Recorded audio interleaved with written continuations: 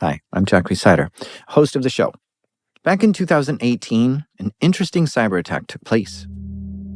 It's kind of a funny thing. I mean, it basically came onto my radar the second month I was working at Sophos. Oh, I should introduce you to Andrew. Yeah, so I'm Andrew Brandt, and throughout the time that the research was going on for this story, I was a principal researcher for Sophos, but I am now a principal threat researcher for a company called Netcraft. So one of the things Sophos wanted Andrew to do was research novel threats and write about them on their newly established Sophos blog. The team that I was on eventually didn't exist. I was the only person on it. And one of the analysts reached out to me through the company chat and said, "Hey, I've got a great story for some really cool research. I'd like to write it up and have you publish it on the blog and do some edits on it." I said, "Great. Tell me more." And he told me the story, but the one thing he didn't tell, or what he said he couldn't tell me, was who the target was.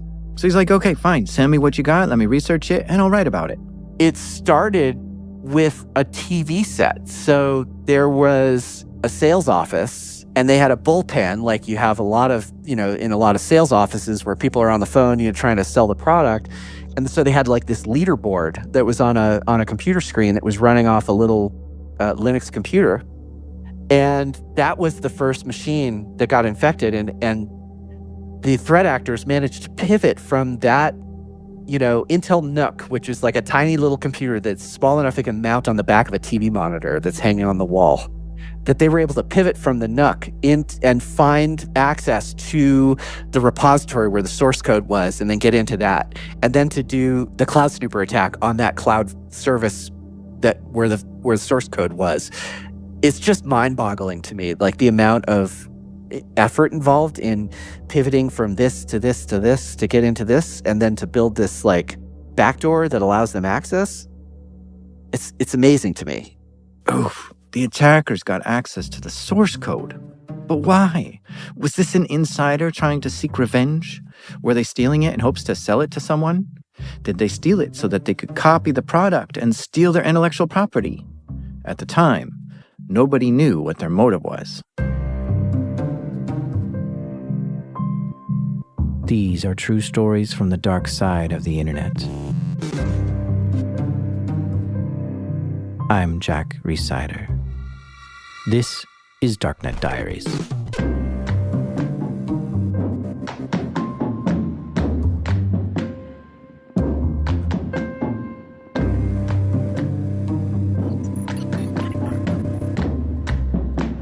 So hackers broke into a company and copied the source code for that product. So we managed InfoSec there for a while, and candidly too, it was the type of network that was, in the process of being brought over to a kind of set standard.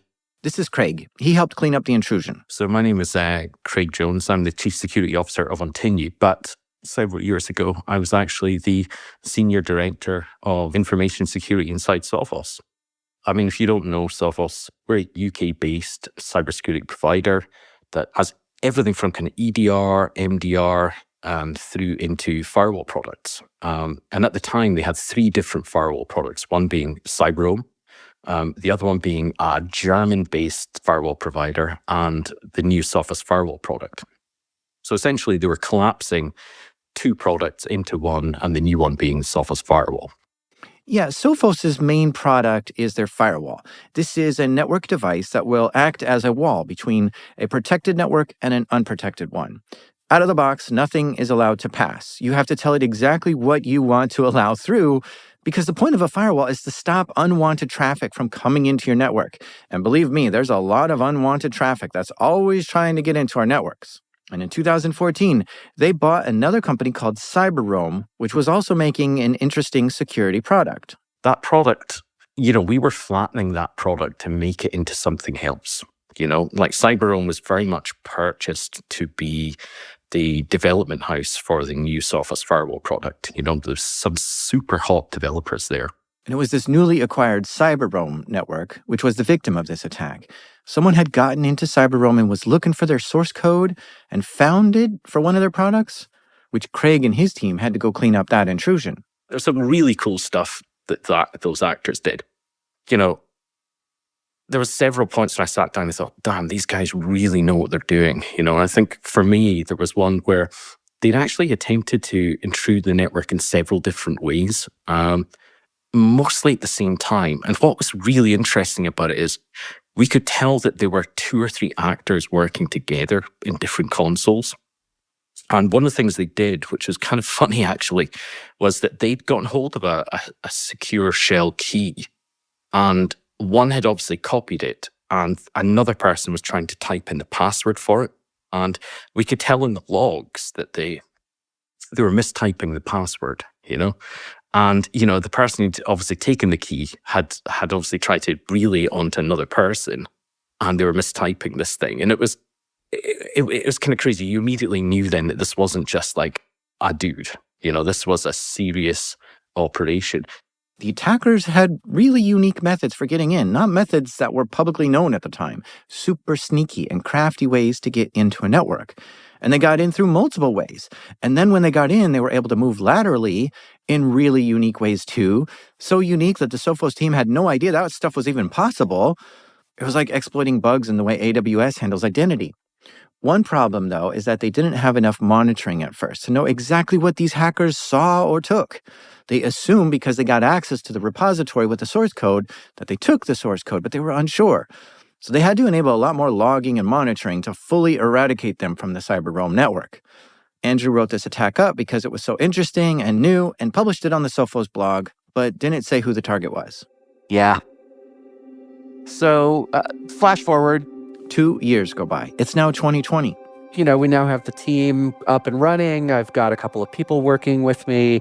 We're publishing a few blogs a week. And I find out from internal people within the company that there's a security incident.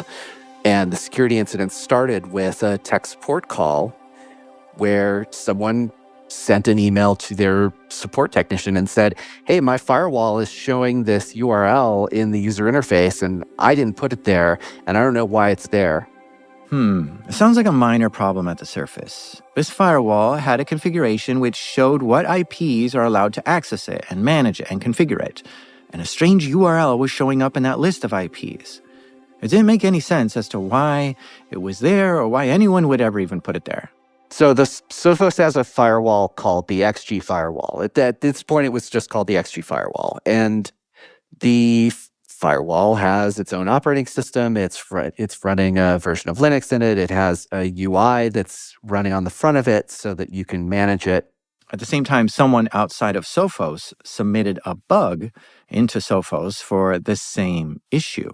I think it was April 21st. We actually had an external bug bounty report as a SQLi injection. And what was kind of weird about it was,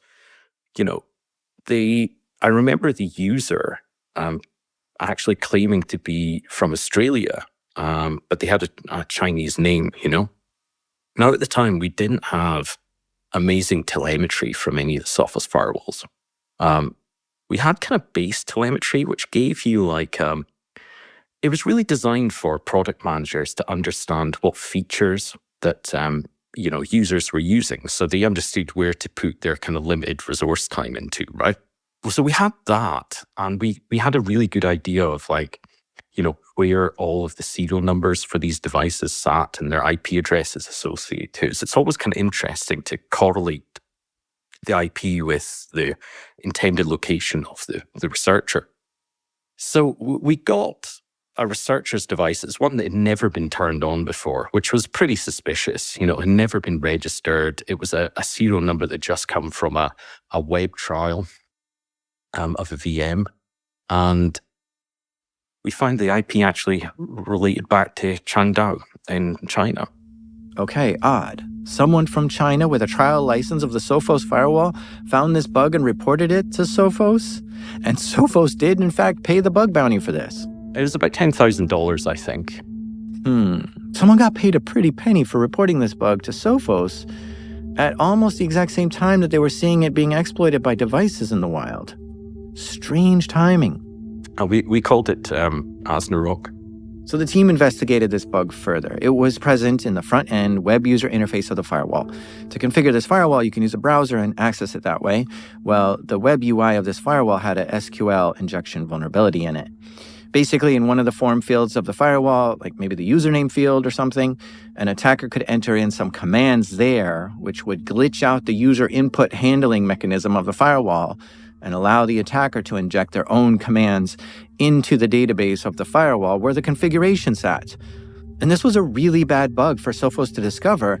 Their devices are supposed to be blocking hackers from getting into the network, yet it's the vulnerable device which is allowing hackers into it?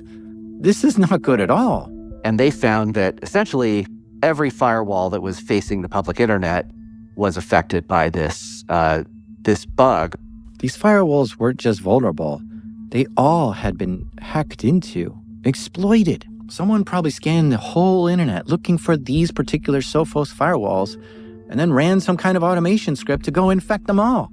We kind of worked out that there were a huge amount of devices affected. I think in the end FBI report that came out about this, I think they mentioned 88,000. I'd hazard a guess it was probably more, you know? Hot dog, 80,000 Sophos firewalls hacked into. But just because someone put a URL in place where it shouldn't be, that's not all that damaging just by itself. So the team investigated what that URL did, and that's when they started to panic. The URL would trigger a GET request in order to update the Sophos firewall itself. But what was really weird about it is that it was a wget to a domain called sophosfirewallupdate.com. And Sophos didn't own that domain. So it tried to blend in like it was supposed to be there, and it fooled many of the people even at Sophos who just figured the update domains changed. But my goodness, this meant suddenly 80,000 firewalls were looking somewhere else for updates and not to Sophos? And it's kind of strange because we actually monitor all domain registrations. It's kind of part of our kind of core security, like ops function. So every single like cert that was registered, every domain that was registered, we kind of pop up and, you know, anything infringed on Sophos IP, we attempt to pull back, you know? And it was one that had popped up like a little while ago, but nothing had kind of come of it, you know? But actually seeing this thing in operation was quite jarring, you know? And I don't know if you fully understand what this means. If a malicious actor is able to send your firewall software updates, then they can put in whatever they want. They can give themselves full access to the firewall, or they can log all traffic going through it. They can poke a hole in the firewall and let themselves right into your network. And then from there, they can just infect your whole network with ransomware. The thing that is supposed to block unwanted traffic is no longer blocking anything if the attacker wants it that way. Not only that, Sophos was worried that they had lost capability to update any of their firewalls properly. Yeah, so effectively, what they could do, I mean, the truth is anything, but what they really were after was system configuration and passwords. Now, I've always suspected that this was something that they expected to run quietly, for them to kind of pull that configuration, the passwords quietly, and then for them to kind of delete any presence they ever had on those firewalls. And then for them to have a really easy and simple access campaign. Sheesh, so the attackers took copies of the configurations from the firewalls and then passwords from it? This was a pretty darn scary event for the Sophos team to handle. So it was very much like an incredibly tense situation where we first up had to get a hold of one of these devices. You know, we set multiple teams up to work out what happened and to really do some in-depth incident response on this. We're incredibly lucky, you know, we had the entire arm of like Sophos Labs to help us kind of reverse engineer this stuff. Okay, step 1, fix the bug that made these things vulnerable. And step 2 is get the bug fix on as many firewalls as soon as possible. They were able to complete step 1 pretty quick, but step 2 was a little bit more tricky. If you buy a firewall, whether for your home or a large enterprise, typically you've got to update it yourself, just like how you have to do your own software updates on your phone or computer. And Sophos firewalls are no different. The customers are the ones who have to issue updates for this thing. But to Sophos, this was too critical of a bug to try to tell 80,000 customers, go update your firewalls. Because I'm just guessing that like less than 50% of them would do it in the first month. There's just not enough time, or it's not a high enough priority for them to fix it. So Sophos decided to do something they've never done before. They pushed out a hotfix to these firewalls. A hotfix is like a little software patch that can run in real time, and they can live update all the firewalls remotely with these hotfixes. It doesn't require the firewall to reboot to be enabled. And they felt like they had analyzed the attack and figured out exactly how the threat actors were, leveraging their access. And they closed those loopholes with the hotfix. This was the first time Sophos ever issued a hotfix to one of their customers' devices. Now, they had built the facility to do hotfixes, and they had not really used them before this. So there had been no real reason to do it. But I think they had built in the capability to do these hotfixes, anticipating that there might be an opportunity to use it if there was something that was a real problem. And it was fortunate that they had rolled this out in the previous firmware update that, just before this attack had taken place. Yeah, I think this is a really big deal. Like, it makes me wonder if there's language in the small print of the terms of service that says Sophos reserves the right to make configuration changes to your firewall or update it whenever they want. I think that's what's important as well. Is like, this isn't something that's just kind of done. And it's not something that's done willy-nilly, And you're right. I mean, it does feel kind of offensive, someone coming in and tampering with my stuff, But effectively, it's written into the EULA, like the end user license agreement. And candidly, you kind of need this. And I think that's where a lot of firewall providers actually fail, is the fact that they rely on end users to patch everything. And candidly, so many firewalls are just bought and then never updated, Gosh, I really don't know where I stand on this. I was a firewall admin for my previous employer for 10 years. Those Cisco firewalls were my babies. I knew everything about them and would review every single change that ever took place on them. And I don't think I would like it if Cisco just decided to patch them one day without my consent. Like, some were in hospitals that were mission critical, and some hadn't been patched for years because they were so finicky, and any change to them would just make them wig out and crash. And when I had to update them, I wouldn't do them all at once in one big swoop. I'd do them one at a time and hold their hand and make sure that nothing broke after the upgrade and everything came back up as expected. So if a security vendor just slapped a hotfix on all my firewalls that I was in charge of, I would freak out. What? We did not get approval for this change. We aren't in a maintenance window. We don't even know what changes you made to the firewall or what's happening. How can you just come into our devices and make changes without us knowing? I would be upset. Like, I wondered, did the Sophos team get approval from their lawyers before issuing a hotfix to their customers like this? Is this even legal? Yeah, I mean, that's a great question. I was not privy to those discussions, but there were, I'm sure there were discussions like that about, what is our legal liability? What are we allowed to do and not do remotely on these devices? I believe ultimately the decision was made, and I'm not sure if there were lawyers consulted on this or not, but it made a lot of sense that the harm of allowing the firewalls to basically try to ransomware the inside of networks was probably greater than the risk of somebody complaining that, you made a change to my firewall without telling me first. So they just went ahead and did it.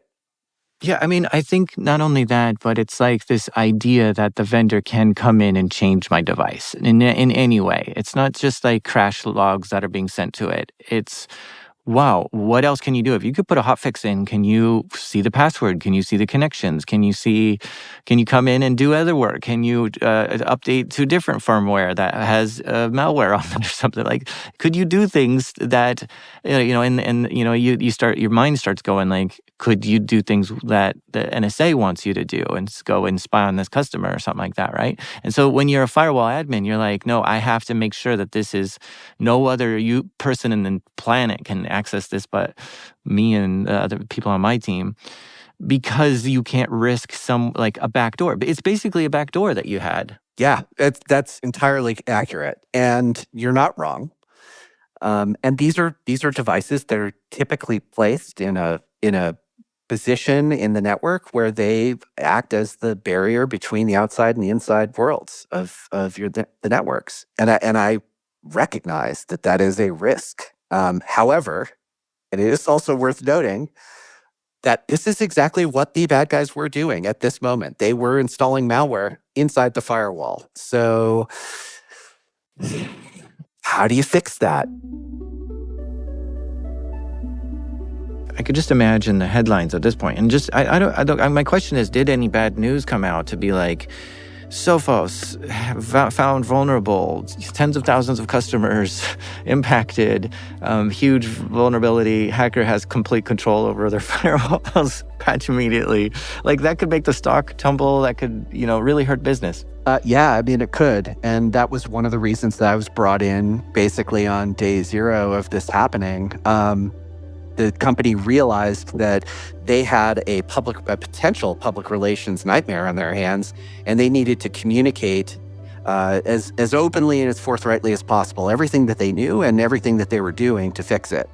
And credit goes to the people in leadership at the company who decided that possibly against the conventional wisdom at the time, that they were going to go public with everything we knew about this attack.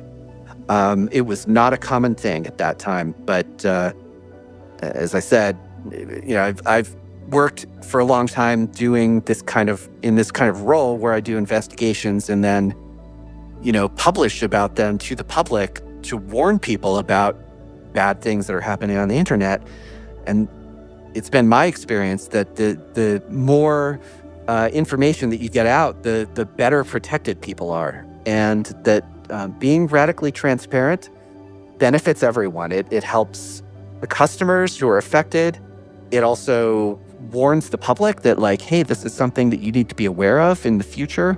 And it might also put the threat actors on notice that, hey, we're watching you and we're taking action to stop you. As the Sophos team investigated this more, they learned that whoever did this attack had to have really in-depth knowledge of Sophos firewalls. Like, there's no way they should have discovered this bug unless they had access to the source code, which wasn't publicly available. And that's when the pieces started clicking into place. The part of this firewall that was vulnerable was code from the CyberRoam firewall that was moved over to the Sophos firewall. And 2 years before this, as you know, there was an attack on CyberRoam. And what server did the attackers get access to? The one with the source code for their firewall. So they started to think, holy crap, this is a very serious threat actor who's been attacking us for years. They spent tons of effort getting into CyberRoam's network to steal the source code, only to study it for bugs and then launch a massive attack on our Sophos firewalls? Whoa. What do you even do with this information? To think your products are the target for a major cybersecurity campaign like this? This is starting to smell like a nation-state actor is behind this. Who else has that much time and resources? And what the heck was the deal with someone from China submitting this bug the exact same time that Sophos discovered this? Very strange. One of the things that we've been kind of working on, but even before this situation, was, pulling in our telemetry, or firewall telemetry, the kind of basic telemetry I was talking about earlier, into Splunk. And I remember talking to Mark, who was just this amazing Splunk engineer in my team.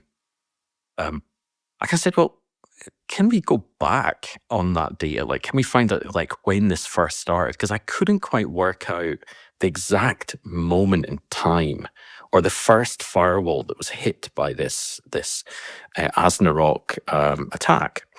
And then I went back, well, how far does that data go back? And then Mark said, well, actually, I think I've got like 3 months worth. So we kind of rolled this thing back 3 months, and there was one single device that had been hit like a month or so beforehand, like sometime in February, if my memory serves me right. And it was just really strange. So it was kind of registered to like a Chinese 163 address, and it sat again in Chengdu. Chengdu, China again? That's where the person who submitted the bug was from. So they took this firewall, and again, this one was running a trial license, which was actually just a software-based firewall running in a virtual machine. And it's a virtual machine because Sophos isn't allowed to sell their firewalls to China due to export controls. So really, nobody in China should even have a Sophos firewall. Their suspicion was that the attackers were using this virtual firewall to practice their attacks against, develop them, and then unleash them against the world. Because Sophos has the ability to run in a virtual machine with trial licenses, they can just spin one up real quick, try attacks on it. If they mess up the firewall, they can just reboot it, take it down, and bring a fresh one up in minutes. We found this trial license, and they were kind of all associated to a 163 address and a moniker that we called GBigMao. Okay, interesting. They looked up who registered that trial license, and this gave them an IP address, a username, and an email address. And the username was GBigMao. So now you pivot on that name. What other Sophos products has GBigMao downloaded? We kind of pivoted on him. We found that he actually started to experiment with this database or SQLi injection like a month or so ago. And we kind of found then, looking at his IP address, again, we had phenomenal telemetry here, that he was looking at different knowledge base articles around our kind of previous CVEs, issues. He was looking through our forum system to look at maybe other potential issues or places that he could maybe pivot and work on. Then they took a look at his email address and wondered, has this email address been used anywhere else in the world? So they do some OSINT investigation to see if this email is known anywhere else. And we found that he was an actual firewall researcher, and he published like a number of different like vulnerabilities. We could see him on kind of Linux boards, publishing various different router vulnerabilities up until about 2018. And then he went silent. He'd been really, really busy up until like 2018.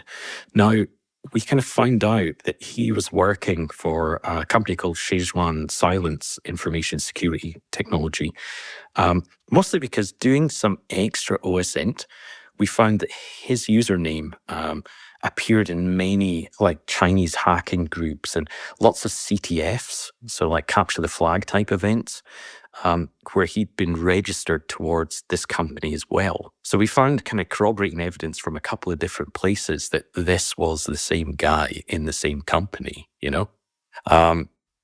again, located in Shengdao in China. So we found a really clear picture of who this person was. Now, his external OPSEC was pretty good. You would not have been able to find him that easily, but because we could see the internal telemetry and get the license information, kind of connect the dots, we could actually pin these devices to him and his usage. But what we had to do at that point was find out more about these devices that were being used for research. We found that from the limited telemetry that we'd started to gather with the first hotfix, but what we realized is we actually needed more. We really needed more detail, faster detail to like a greater depth to understand what these guys were doing. So we developed a kernel implant in-house. A kernel implant. That's a nice way to say it. I guess when the good guys make it, it's called an implant. But if the bad guys were to make it, it would just be called malware. But essentially, a kernel implant is a hidden piece of software that they develop to sneak onto their firewalls to covertly and sneakily spy on what the firewall is doing. Yeah, so there's a lot of interest within the company. Well, we know that there's these firewalls that have been registered to people who have non-corporate or non-enterprise level email addresses, like free webmail addresses. The firewalls are checking in all from Chengdu.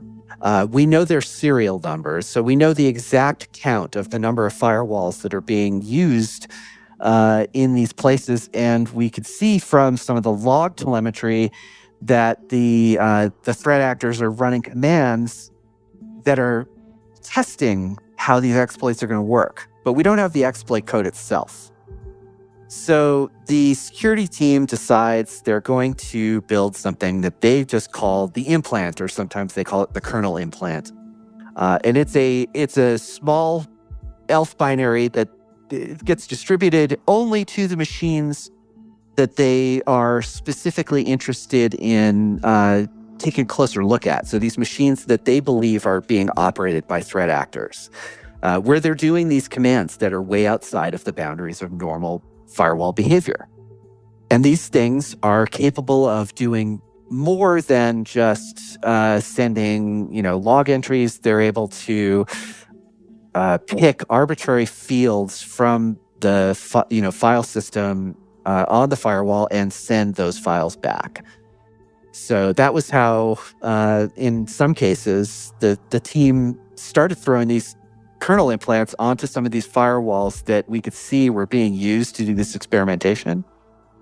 And they were retrieving all sorts of very malicious and pretty dangerous files that were being dropped on these machines by the people who were developing these exploits and were testing them out in advance of attacks. Wow, that is wild. This is going to take me a minute to fully grasp. Sophos developed an implant and sneakily put it on one of their customers' devices to essentially spy on them. Is that going too far? To call it malware is kind of a misnomer. I mean, I'm not going to defend the overall argument here, but I will just say that, like, there is nothing malicious about wanting to know what someone who is doing malicious things with your product is doing. It's kind of it's an ethical gray area. I've got to caveat this with, we only ever deployed this to devices where we would be absolutely certain that they were a threat actor device. There's that not just threat actor controlled, but threat actor owned. Like, this is where they're doing their research. Exactly. So number one, like, we never deployed it to any properly licensed devices. The second part is, like, we only ever deployed it to Chinese devices. We just didn't sell firewalls in China. So there was really, unless you were a company maybe bringing one from external, there's no real reason for you to actually have one legitimately in China. So under the EULA, we could take steps to protect the firewall, and gather intelligence. And that's covered clearly under the EULA. Now, so that's what you got. 40 people in the room. The lawyers must be in there too. Like, are we allowed to hack into these devices that we think are owned? That was a serious conversation we had, yeah. Yeah. I mean, it wasn't just a small one either. I mean, I don't think people have ever done this before, Like, we sat there debating this thing for hours, and really hours, because, there's some serious ethical challenges around this. It's not, what happens, like, if we find the guy, we record him, we see him doing it, and we send it through to law enforcement, like a wee facility. There's so many crazy things that we discussed there. It's a conversation that I never thought in my entire career that I would have, I mean, candidly too, I never thought legitimately in my entire career that I'd ever deploy a kernel implant either, But it was certainly interesting, Wow, I've never heard of a security vendor doing anything like this. Adding in stealthy secret implants to spy on their users? In my opinion, spyware is malware. And gosh, before hearing all this, I would have said that is going too far. But now I'm not sure. My ethics are really being challenged here. And again, I had amazing access to just quite incredible engineers. They built this kernel implant that allowed us to basically move Sophos firewalls from, like, a normal update path to, like, a specific update wing. And we would then deploy this this specialist kernel implant in a normal update, and you just wouldn't see it. But what it allowed us to do is, like, grab anything we needed from the device. So, for example, things like, files. If there were entry updates, it would kind of record anything that was kind of written to specific writable directories. And it would start to give us a really good idea of what they were doing, what they were writing, why they were doing it. But some of the really cool things that we actually got from it were quite unexpected. So, for example, we started to pick up on the devices around the firewall. So we'd, capture all the MAC addresses of devices connecting to this firewall. We'd also capture MAC addresses of the things that also sat in the network alongside the firewall. And then we suddenly realized that actually this is huge. This isn't just like Sophos firewalls. We've seen other vendors' devices on the same subnet alongside the Sophos firewall. They were looking at all sorts of devices. You could probably pull from the top of your head thinking about things that have been attacked in the past couple of years, the devices that were in the rack alongside that Sophos firewall, Oh, wow. So the firewalls that come to mind for me are like Cisco, Palo Alto, Juniper, Checkpoint, Fortinet. And he says he saw other vendor firewalls set up alongside their firewall in this threat actor's lab. Now, just being the, person who's telling this story of what happened, we were observing, in the world, not just Sophos firewalls, but every firewall vendor getting hit with 0 days. Their customers being, attacked in various ways, and there being no way to resolve this, and certainly no way to anticipate it. Now, whether or not other companies are doing the same thing, no one else has disclosed that. But I don't think it's outside the realm of possibility to think that maybe some of them were. Oh man, this is now tugging at me in new ways. If every firewall vendor is getting hit with the same type of attack, and Sophos is the only one being transparent about what they're seeing and what they're doing to mitigate this, then yeah, I give them a lot of credit for that.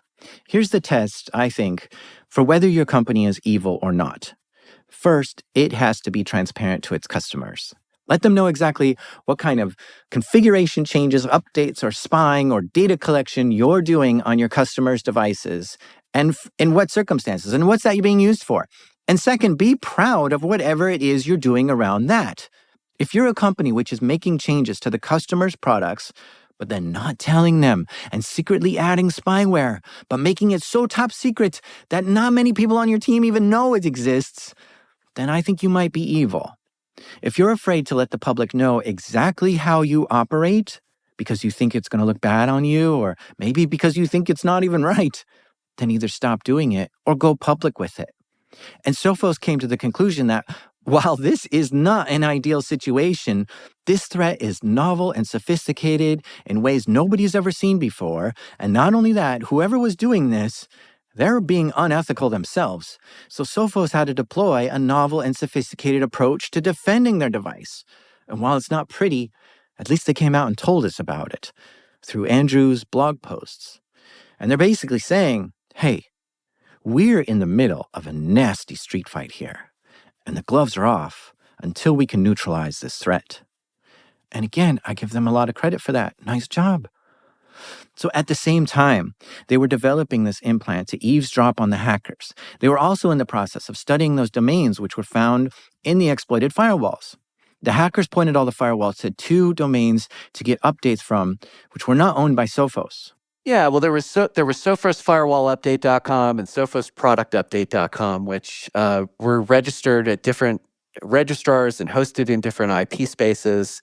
But because they both had Sophos in the name and they were part of this attack, Sophos went to ICANN and did the domain name seizure process on those domains so that they could pull those down and start to... They wanted to sinkhole the domains and see what was connecting into them. How do you seize a domain? Well, with lawyers and money. And, it's a really serious thing, like attending court in Delaware, I think it was, remotely. Because at the time, don't forget that this is the thick of COVID. Geez, that's another thing that's wild to me.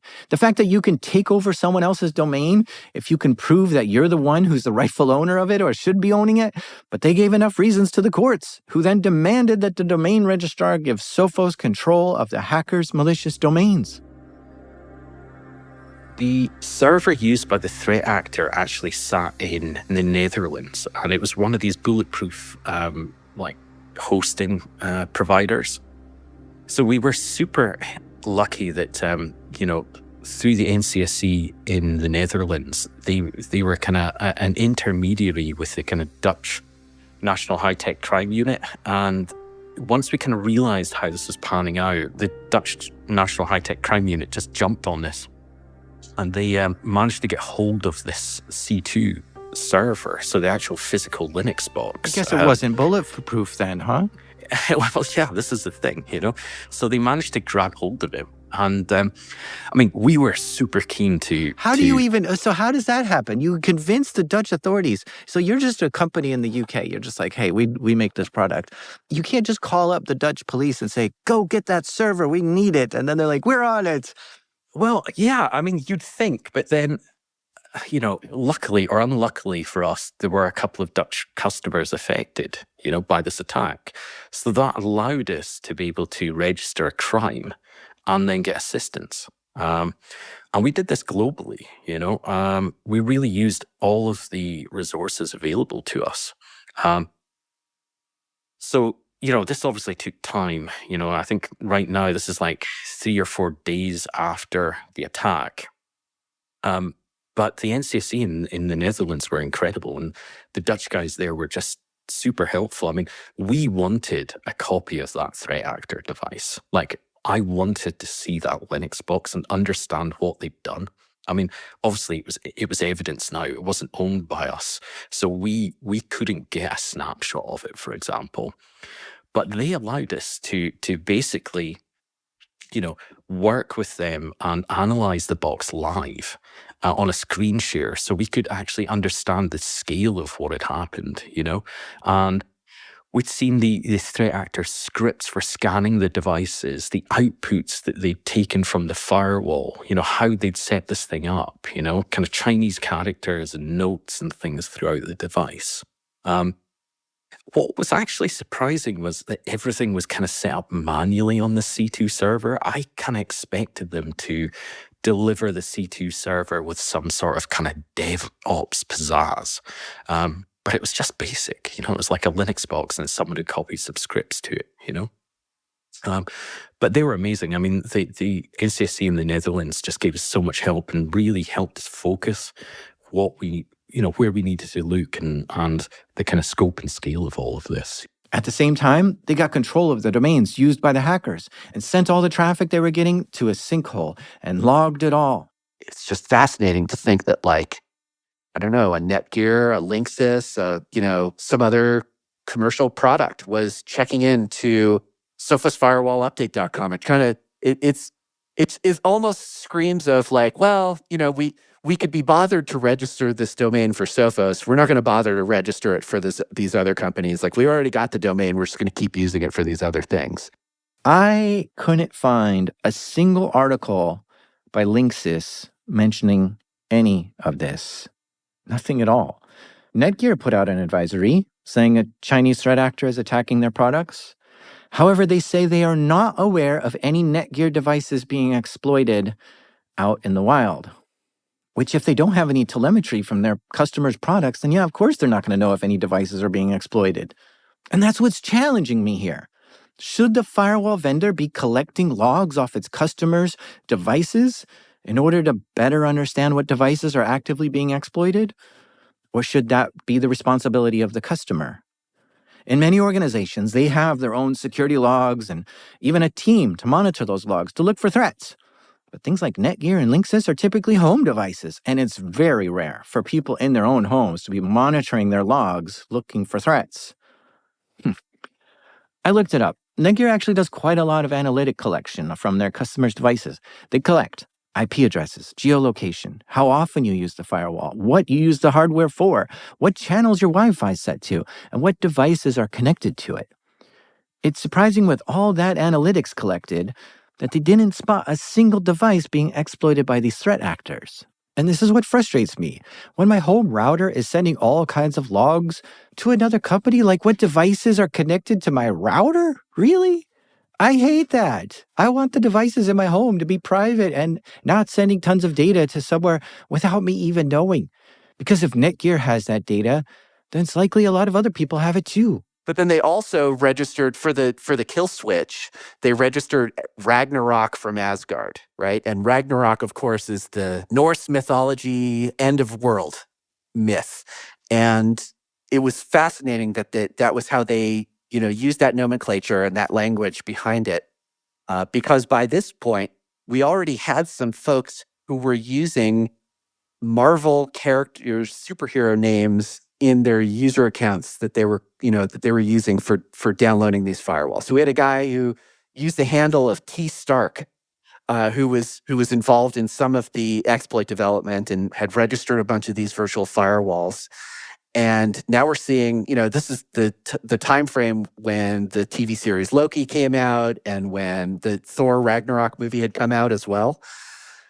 And it's just fascinating to imagine that these guys who were doing this stuff saw themselves as some kind of, superheroes, or maybe they just like put themselves in the shoes of like that maybe they're just, maybe they're like up there with gods and that they can, engage in, a hammer that can throw lightning from a distance at an enemy. Just fascinating to think about. So this is why Sophos called this particular exploit Asnarok, a combination of the words Asgard and Ragnarok. And all these efforts on their side paid off. The implant gave them incredible insight into how these attackers were developing their exploits, and were able to write fixes for the next exploits before the attackers could even launch them, which is incredible. To be in the hacker's machine watching them in order to be one step ahead of them. Phew. Good job, Sophos. This looks to be a pretty hairy threat actor that you're dealing with. But little did everyone know, that was just round one. We're going to take a quick ad break, but stay with us because round two gets even hairier. Yeah, so that kind of wraps up round one. You identified, you fixed, you cleared, you found all the ones that didn't get fixed, you fixed those, and took down the whole infrastructure that was doing it. Done. That's patched like permanently, 100%. There's nothing that no customer has that's not patched. We're good. Yeah. So everything I've just described to you happened over 4 days, which is just, when you think about it, I mean, it's insane. It's basically one of the largest, widest instant response operations on Earth. And we did it in 4 days. Wow. And I still think about it now. I mean, it's like a crazy situation, but we were lucky with an amazing team. It was, things aligned, Amazing. That's got to be one of those 4 days that is permanently in your head, like a light bulb experience of work. Like a lot of people I bring on the show and I say, tell me about the worst day of your life. And would you say that that's probably it? I wouldn't say it was the worst day. I would probably say it was an experience, right? I mean, I remember thinking at the time, oh my God, this just can't get any worse, and every time we'd kind of look at this, there'd be something else. Or, I remember as these devices were checking into telemetry, we'd just see the number of affected devices grow. And I remember feeling like just this gut-wrenching feeling of like, oh.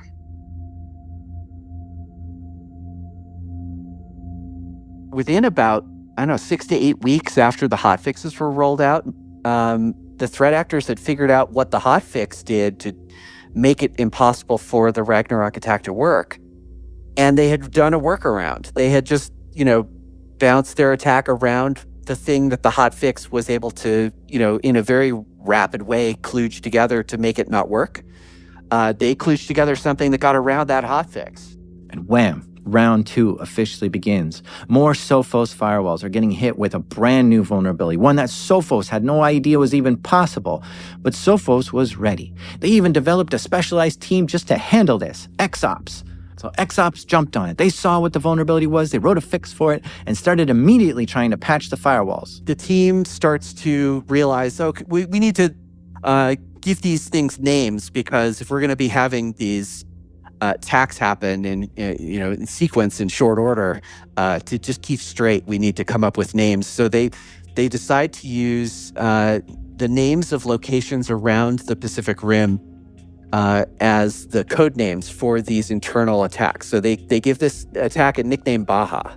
It doesn't have anything to do with Mexico. It's just, they just decided that they want to talk about it in the sense of, it's on the Pacific Rim, which is a region of the world where volcanoes and earthquakes happen, right? So it's a place of turmoil. So internally, Sophos realized this attack is bigger than a single attack. This attack is linked to multiple attack campaigns against their product. So they called this whole series of incidents the Pacific Rim Campaign.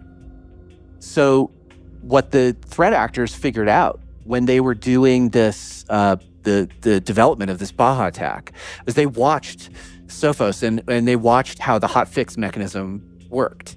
And they learned how to develop a new exploit, but also they started to develop technology and technique to get around hotfixes. So they figured out how hotfixes were being deployed on firewalls, and they were slowly starting to turn off features inside the firewall that allow the hotfixes to launch and run and do their fixing. Now, this time they're putting just regular old web shells on the firewalls. A shell is like CLI access to a computer. A web shell is having remote CLI access to a computer over the internet. And what the threat actors did this round was simply give themselves remote access to as many Sophos firewalls as they could. And this also removed the need for the attackers to use command and control service because they could just log in directly to the firewall whenever they wanted and do whatever they wanted to it, which again is a huge problem. You should not allow attackers to enter your firewall on the internet. This is like the security guard of the building suddenly being remote controlled by the bad guys. In June, I mean, we've seen this this attack happen. Obviously, it was an Apache module issue.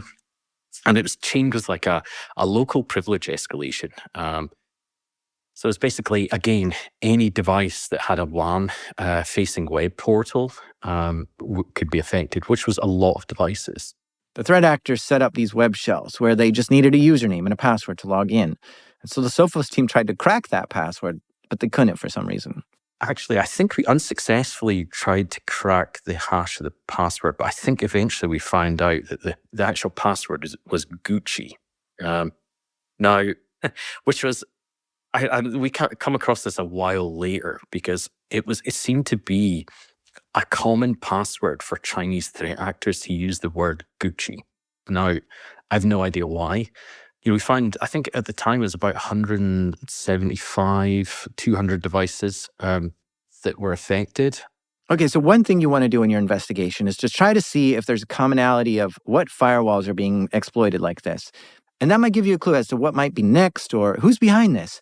So they start looking to see where these firewalls exist in the world and for which customers. Yeah, so this one was very much targeted. The first attack was very much a spray and pray type attack.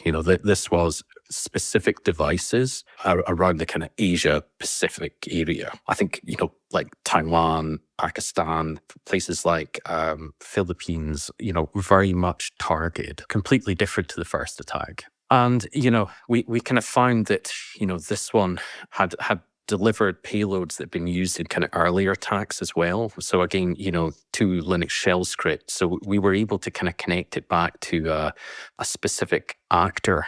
We obviously seen these specific files and hashes on the device that we've been tracking. And then eventually we see it being used. Now, what was kind of interesting about the way that they would develop these is that we kind of see them starting to work. Now, obviously, they'd be working during Chinese hours, they work 9 to 5, and, we'd see them with amazing OPSEC externally, but the OPSEC they had on the box was atrocious. So they would be, for example, working with crash dumps, and you could set up this Sophos firewall that if you ever had a kernel crash or a crash of any sort, it would email you the crash logs to your email address. Well, these guys would use their personal email addresses. So imagine the actual firewall is registered to a completely anonymous person. And then we have linked email addresses and Gmail addresses inside the firewall telemetry, because I guess it was probably quickest and easiest for them to grab that stuff from their personal mail, And it was super easy for us to OSN exactly who these people were. They start looking back in time at the telemetry that they collected, and they discover that this was another bug that someone had submitted a bug bounty for and gotten payout on. And here it is being used in the wild, just days after the payout happens. So this is starting to get to be a pattern.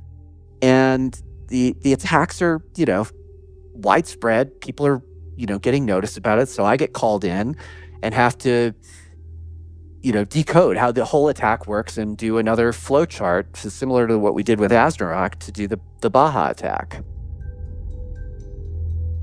So these two names keep showing up again in their analysis of these attacks, which are G. Big Mao and T. Stark. These are the people who registered for trial licenses of Sophos firewalls. They were in China, and the malware would show up on their device first, which would indicate this is where all this is originating from. Well, one of the things that we can do. So you've got this telemetry tool that you can do basically wide scale threat hunting within the firewalls themselves. And so you can do things like, okay, well, we recovered a piece of malware off of the very first machine that belonged to a customer. Let's see where else this malware exists on the universe of firewalls that are out there. And that was how they found T. Stark. So T. Stark's firewall was the first one where they found a copy of not just the same malware, but like the binary identical, like the actual same file on this guy's firewall. It had been there for 2 months. So he'd been experimenting with this piece of malware while the ASRock attack was happening. He was basically planning the next one. Like in the middle of us dealing with the aftermath, they were already developing the exploit and building out the payload for that attack. And then the other thing that was really interesting was that we found a bunch of other stuff on this T. Stark guy's firewall. His firewall had a bunch of malware on it that was designed to run on the Mac and on iOS, on iPads and iPhones. And there is no conceivable reason why there would be like a Mac executable on inside of a Sophos firewall. There's no reason for that. So that was an interesting find, and we didn't really understand what that was being used for, why that was there until much later. Yeah, what was that? So this all happened in June. Starting around August, September, Sophos had started to communicate with other companies in the field, some of whom did forensic analysis, for post-attack analysis for their customers. And one of these companies is called Velexity. And Velexity reached out to Sophos because they had a customer with Sophos firewalls, and they were called in to do the investigation on the Baja attack. And they had also discovered Mac OS and iOS software in their firewall. And Velexity came to Sophos and said, "Hey guys, why is this here?" We had no idea. But it turned out, so Velexity had figured out that the threat actors who were dropping these pieces of software on the Sophos firewalls that they were investigating, that the owners of those firewalls were operating a charity that supports the Uyghur diaspora.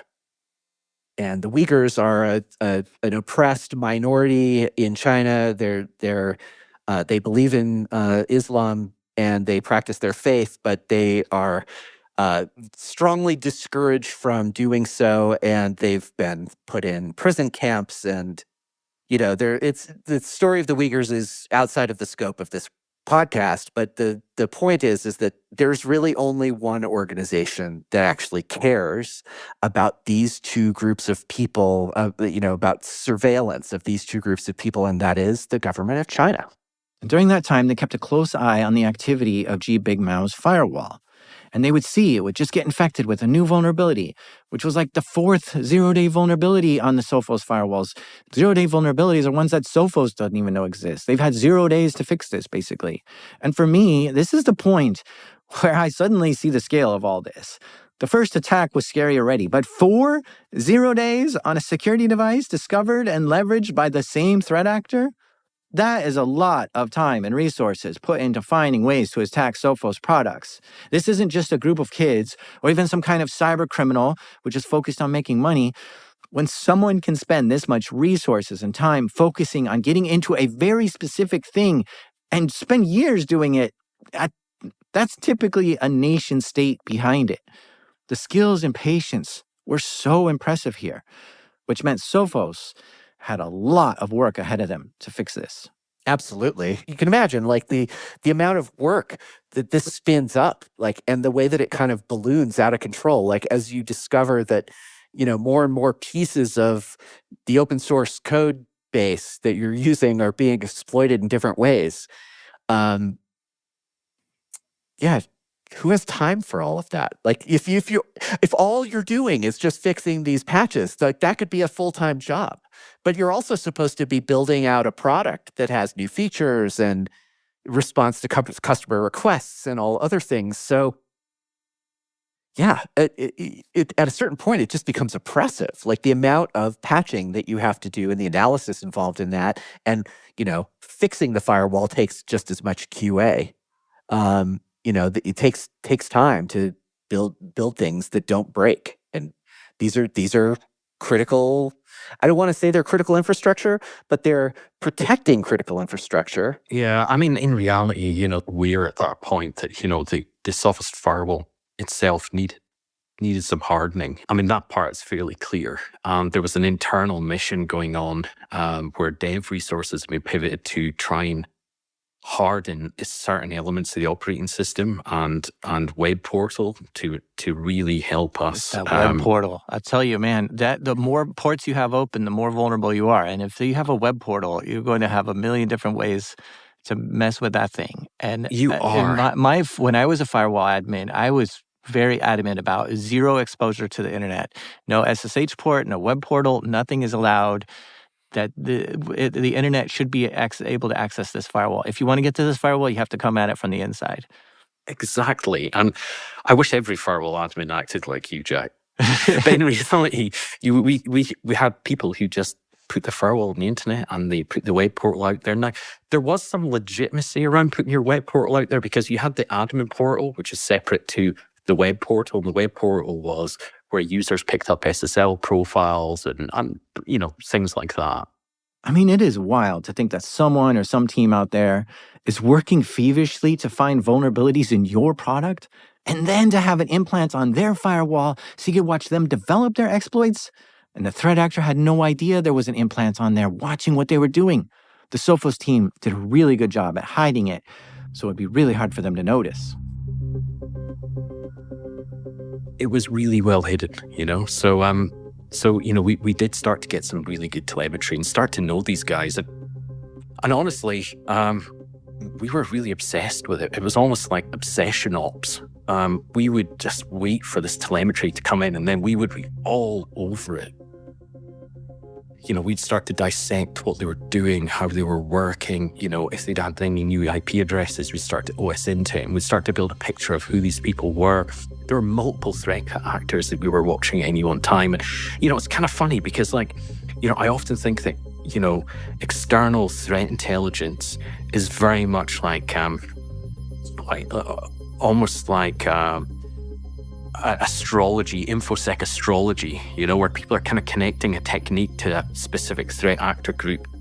Dude, we had names. We could tie them to companies, and then we could tie it to threat actor group attribution. It was a really weird situation we were in. We had visibility that was just unreal. I remember, at one point, we seen one of the actors searching for a flat. So we started to work out that, he was looking for a flat. He was a normal dude. He's going about his everyday life, probably sitting there bored in the lab, having run the same test 10 times, and thinking, I really need to sort my housing situation, And we're there, building this picture of his life. And honestly, we were obsessed by it. It really became like obsession ops. Yeah, because since Craig had control of the firewall in that guy's lab, he could essentially see all the traffic going through it, which gave him a unique look into this person's life. And with these new insights and closely watching everything that was going on, the Sophos team were able to quickly create fixes for the vulnerabilities to minimize the impact as best as they could. Whew. So with all these vulnerabilities fixed, round 2 of this battle came to a close. Sophos had a lot of bruises, but I think they won the battle. Yeah, that's it for round 2. But, there's several part that is kind of useful. Number 1, round 2 really validated our use of telemetry. It was the first time that we'd really used our implant. The other aspect to this as well is we become really adept at finding these threat actor devices. So we started to work out that obviously we'd identified this actor called GBigMao. But all in all, we were dealing with about 7 different actors that we could see. And, some of them were doing the same thing, but in different locations. So we kind of worked out quite quickly that they're working for individual Chinese defense contractors because when you think about like a government department, they're not going to duplicate the same work because effectively it's always the same people working. Where a defense contractor, everything is valuable to them. If they're the first to an exploit, that's super valuable. So what we found then is we found these multiple companies. And one of the simplest ways we actually found it, funnily enough, and this sounds so basic, is that we would look at devices that would be continually going up and down firmware versions. And these threat actor devices would constantly like put the new latest firmware on, roll it back, new firmware, roll it back. And they do this like, I don't know, maybe 5 or 6 times a day. Whereas like normal firewall operation, it's like it's new firmware and it's left. And then in a month it gets new firmware and then it's left. So these things just stood out like a sore thumb. So it suddenly became really easy to find these threat actors, you know? The more telemetry we had, the easier it got, you know? And we started to really build a wide assortment of threat actors in China, the locations they had, and of course, you know, their honestly piss poor OPSEC that they had on the device itself just allowed us to start building up really quite wide profiles on them. And over this period, we would start to like really get an idea of how they were targeting things. And it was very much like seeing them do something, build an attack, know that this was coming, and having to wait for it to be deployed, you know? I mean, if we went and pre-patched the devices continually, they would have noticed, they would know that the game was up, you know? So we kind of waited to understand what was happening, would wait for the first indication of deployment of whatever they were doing. I kind of run and patch it almost immediately, you know? So we had like probably one of the craziest like forward-going threat intelligence. Oh, that's crazy. Threat intelligence is simply the understanding of what threats you will face or have faced. This is why I think it's really great having records of all attacks that your company has ever seen, because it's incredibly valuable at helping you defend against future attacks. But in Sophos' case, they knew exactly what threat was coming next and were 100% prepared for it the moment it would be seen. That's really slick. That's threat intelligence that's on a whole new level. But even after 2 huge rounds of attacks against Sophos firewalls and discovering 4 zero-day exploits on them, the war wasn't over. The threat actors continued to develop more and more exploits for Sophos firewalls. Yeah, over time, the threat actors were increasingly, they were targeting specific organizations or specific groups. They had identified who all of the customers were in those early attacks because they smacked all of the firewalls at once and grabbed some data. Oh my gosh, I didn't even think of that. So if we back up and look at the way all this has progressed, first they hacked into CyberRoam only to get the source code for Sophos firewalls, which gave them inside information to basically bug hunt. Then they infected 80,000 Sophos firewalls with malware, taking all their configurations and information about the firewall itself, and then combed through that, looking to see what targets are interesting to them. And now they're being super precise about who they're hitting. This campaign keeps evolving. From 2021 onwards, it really pivoted towards a very sharp focus to discriminate attacks, you know, really highly targeted hands-on keyboard attacks against like specific entities. So for example, government agencies, critical infrastructure, research and development organizations, healthcare providers, everything from kind of retail through to military, even finance, you know? And again, all focused in the APAC region. Geez, what a nightmare. I cannot imagine all these places getting hacked into through my security device. All these companies bought Sophos firewalls to protect themselves, and it was that very firewall which allowed Chinese hackers in. At some point, did you reach out to some of these victims to say, hey, I think Chinese government is attacking you? So that's one thing we did really extensively. Well, 2 things. One is we'd reach out to the customer. And again, this was part of our philosophy of making sure that, you know, there was no further damage or no hurt. And as well, we would reach out to either the localized law enforcement, or if we had great ties to the local, you know, CERT or NCSC or whoever the local cyber authority was. Now, in the UK, we had some amazing connections in the NCSC. And they would help us facilitate these connections out to all sorts of certs and bodies. And, they were incredibly supportive of us. Yeah, I mean, what's that call like to call up a government, a foreign government?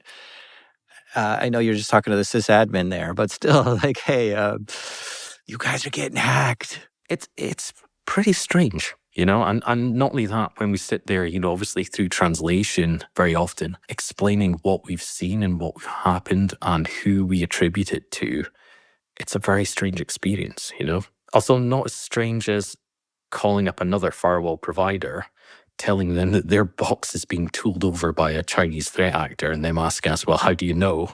And not really being able to tell them how we know and why we know, but we definitively know. That's a bit of a weird experience also. At some point, CyberRome gets hacked into again.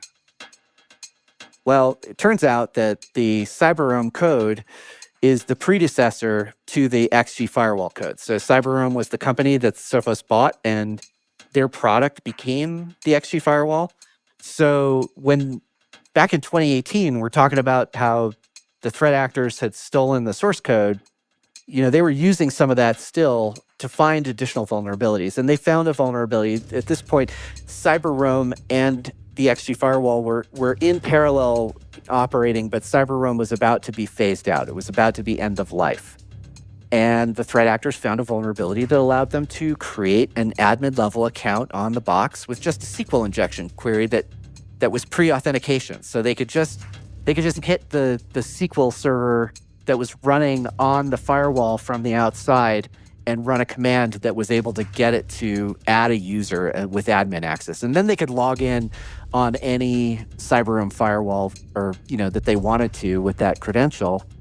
And there was no easy fix for it. And because the product was close to end of life, Sophos just decided to rush it to end of life and get everybody who was running a CyberRome firewall to upgrade to the latest XG and put that one to bed, because it was the point where if we had to start, tracking attacks against CyberRome and XG firewalls, that would have taken the entire, all of the entire team's resources all the time. At a certain point, it just made better sense to end of life the product early. It does make me think, though, if they were trying to get into CyberRome to get source code, they were probably trying to get into Sophos' network as well, trying to get source code. I mean, yeah, I that's an interesting thing to hypothesize about, but I have no idea about that. You should say, no, the Sophos firewalls are so good that they're block those guys. Don't worry. Well, I don't work there anymore, so I don't have to defend them. But I do think that, Sophos did seem to have better security practices than CyberRome did. Wow, so after the threat actors found an exploit in the CyberRome product and were actively exploiting that, Sophos just decided to kill that product altogether. Now, Andrew tells us it's because it was already on its way of being killed, but I don't want to diminish the idea that a cyber attack can have the effect of killing an entire product line. That's a pretty big deal, if you ask me.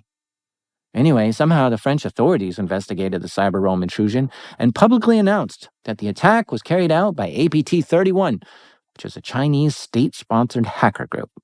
So yeah, if it wasn't clear by now, it should be. The Chinese government and military are the ones who are behind this attack campaign known as Pacific Rim, which has been going on for years at this point. We started to see these actors working on more and more attack types, especially T. Stark. We found him working on a rootkit at the time. It was called libxselinux.so, and we managed to capture it from his device. And it was like a customized userland rootkit. So that was actually a real win for us. I remember feeling okay, yeah, we've really got a great view of what's happening on these devices here now. Now, we managed to grab these devices from the T-Start device, but a week later then, he's got a completely new injection there, a new vulnerability in WebAssembly, and it's kind of unknown to us. And effectively what he was doing was he was in this WebAssembly vulnerability, he was injecting like an iframe into the proxy as things move through there. And we found that this thing, like, I think it was about 2 weeks or so after we found it, had actually been deployed in Tibet. Now, we found this on this device in Tibet for an organization that was basically providing support to Tibetan exiles. So, he basically moved from 10 days to deployment. Yeah, and I can't remember which, I don't know who said it. I feel like a president said something like, a business isn't going to be able to take fire from like a Scud missile or a rocket launch. And so we can't expect them to be able to take on attacks, cyber attacks from nation state actors as well. And at this point, you're starting to feel confident that this is a nation state attack on your company and at this point there's 5 or 6 different 0 days that they've discovered on you. I mean, that's got to be some of the most heart-wrenching, gut-sinking feelings to say, okay, I don't know how we're going to ever stop this attack. This might go on forever. Like what is your response to this mentally? Honestly, I remember at that point just feeling exhausted, like this has been months and months and months of us fighting these, what is effectively the PLA, for all intents and purposes. And the truth is, like, who else helps these organizations? That organization, Tibet, had nowhere near enough resource to be able to deal with this. They were lucky that Velexity had been doing some pro bono work there. We'd reached out and helped them as well. But in reality, like, if it hadn't been for our graces, they would have been stuck. And it really comes down to this weird intersection on the internet of lawlessness. Like there's just so many areas that just are not covered with anyone. I mean, in the UK, we have the Serious Organised Crimes Unit, and we have the NCSC who protects us. In the US, have the FBI and the NSA, and many countries just don't have anything. And this is the part that actually surprised me the most. Like, who do these people call to? We felt like heroes, but in reality, like, who are we to deal with this? We're kind of woefully underqualified to deal with a threat actor at that level. This felt like almost a military operation. Yeah. Suddenly your war room doesn't feel so up to snuff, right? Like you're like, man, we're nowhere compared to their war room.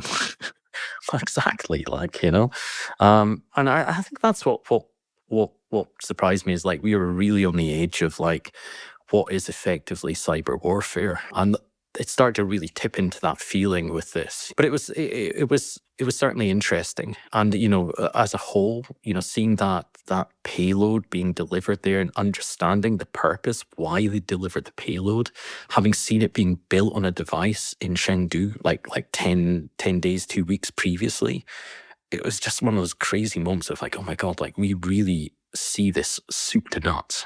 Now, when Sophos would issue a hot fix or patch their firewalls, they would tell their customer what the update was for, like bug fixes for several security vulnerabilities. To learn more, visit our knowledge base. But Sophos discovered that the threat actors, T-Stark and G-Big Mao, were also accessing Sophos' site, logging in and reading the knowledge base articles too to see what got patched. And they were reading exactly what Sophos had fixed and then developed exploits to get around those patches. So the Sophos team had to get increasingly vague with what got fixed to avoid giving the enemy information.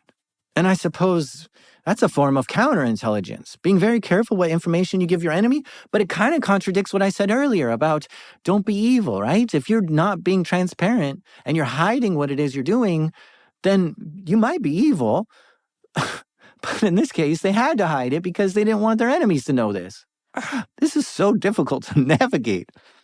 And at that point, the threat actors understood how the hotfixes were working and what telemetry Sophos was collecting off these firewalls, and so they developed an exploit to disable the hotfixes and to stop the telemetry from going back to Sophos to detect which devices were infected.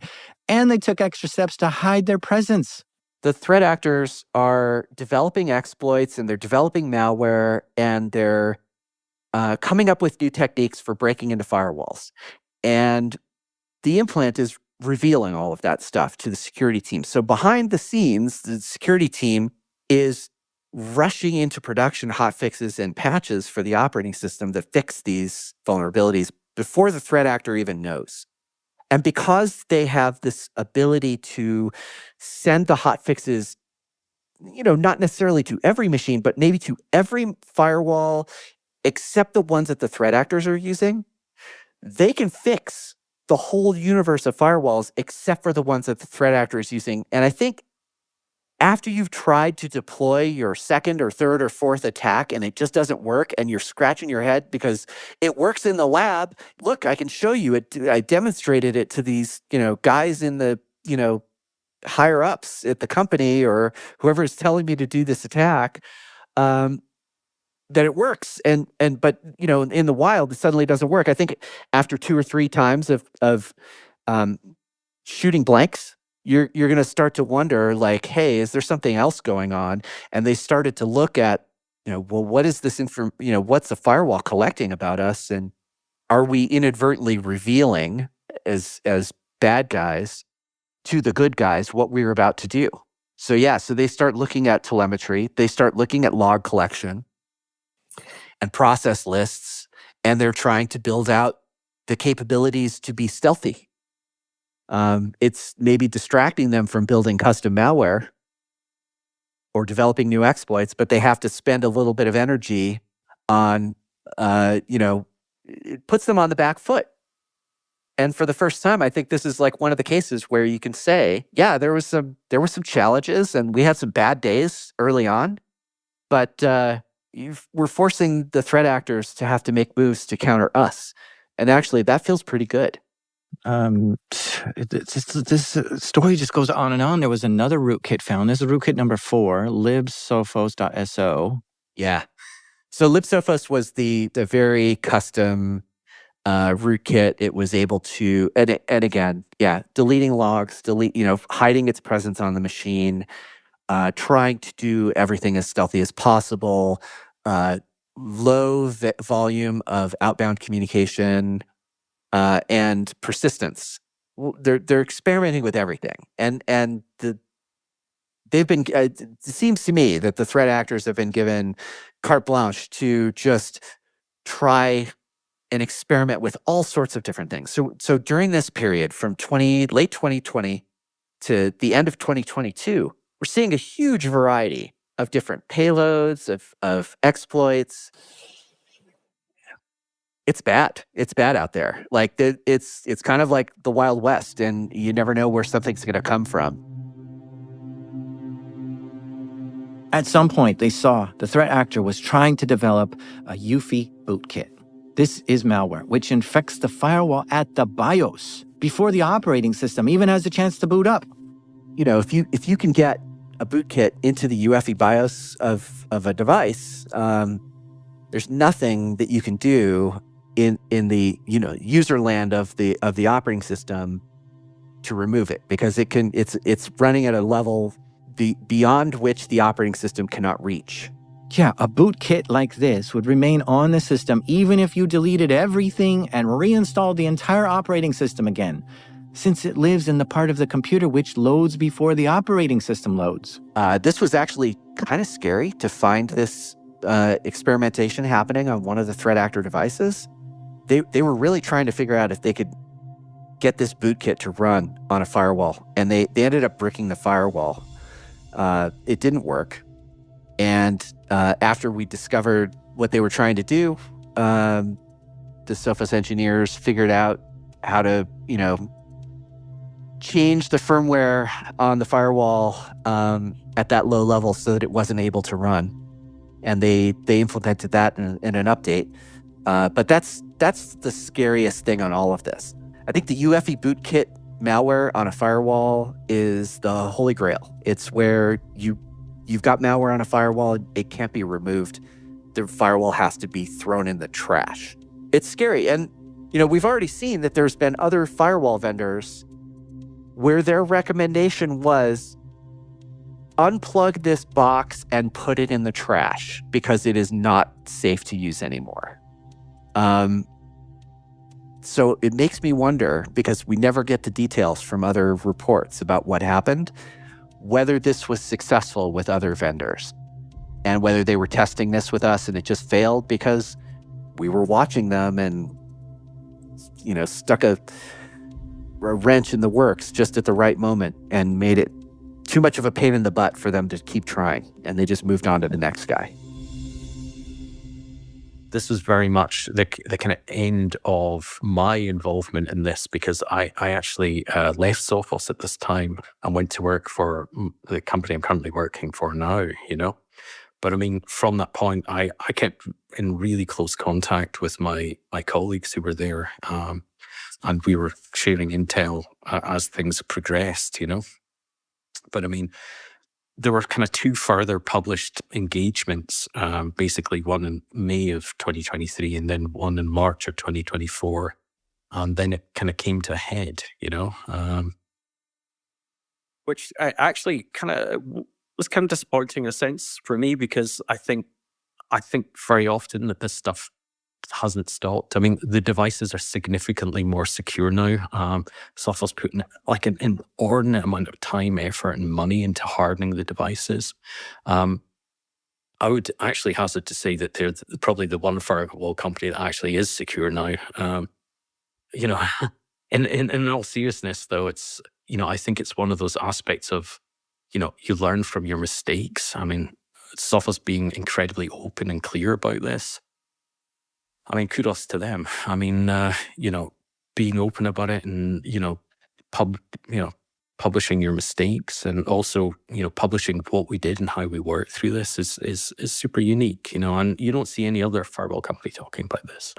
And we know for sure that this stuff was happening across a multitude of other devices. The truth is, it's probably happening right now to some other firewall providers. They just don't know. They don't collect telemetry. They don't have the hotfix mechanism that allows them to forward defend you. And it's an issue. It's still an issue. One of the actors involved in all of this, we talked about him earlier. His name is, he used the handle gbigmao. That we eventually figured out his real name. You have pictures of him. And the guy appears on the FBI's 10 most wanted list today. His name is Guan Tianfeng, and he was the researcher at this company called Sichuan Secret Silence Technology Company. Yeah, Sichuan Silence Technology Company Limited, right? So this guy made it his career to break into firewalls and find vulnerabilities and then pass them off to people who would take advantage of them. And for all of his efforts, he's in his early 30s. He has a $10 million rewards for justice bounty on his head, and he can never travel outside of a non-extradition country in the world ever again without fearing for arrest and extradition to the United States. And it just makes me wonder if it really was worth it to him. Because in many respects, he seems like a nice guy. At one point, he had his heart in the right place. So gbigmao, in his early days of working in this field, used to post on message boards trying to get firewall companies to fix their stuff. I can't imagine what happened to make him break bad in this way. It actually says in the FBI's Cyber's Most Wanted poster that this guy hacked into 80,000 Sophos firewalls. And just because I'm curious, I took a look at a few dozen other FBI Cyber's Most Wanted posters, and strangely, I don't see any other person listed for hacking into other security vendors. So again, hats off for Sophos for taking this threat actor so seriously and getting them on the FBI's Cyber's Most Wanted list. The story, as we published it, finishes in 2024, not because the attack stopped, but because at a certain point, you just got to put a pin in it and say, we're going to stop here, because if we keep talking about this, it never ends, because the attacks have continued ever since. Nothing has stopped. And if there's anything to be said about this, is that the cadence has picked up. It has broadened its scope. We're seeing every security company in the industry in various ways targeted in very similar ways.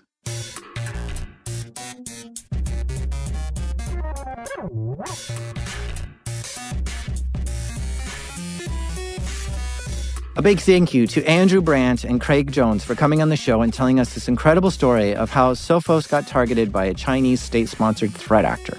This story is dang scary to me, since the playing field is so unfair. A single company versus a superpower like China.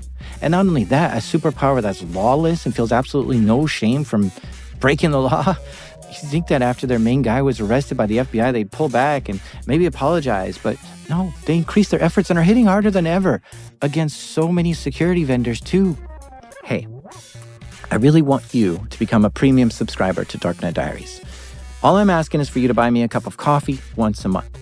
This is my full-time job. This is how I make a living. If I suddenly stop making this show, would you be sad?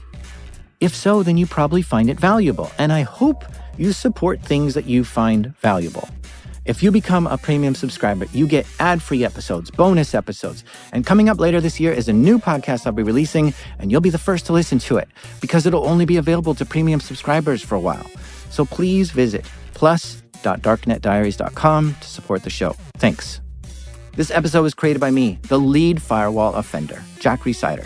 Our editor is the Port Knocker, Tristan Ledger. Mixing done by Proximity Sound, and our intro music is by the mysterious Breakmaster Cylinder. I named my firewall Linebacker because it's great at blocking and tackling. This is Darknet Diaries.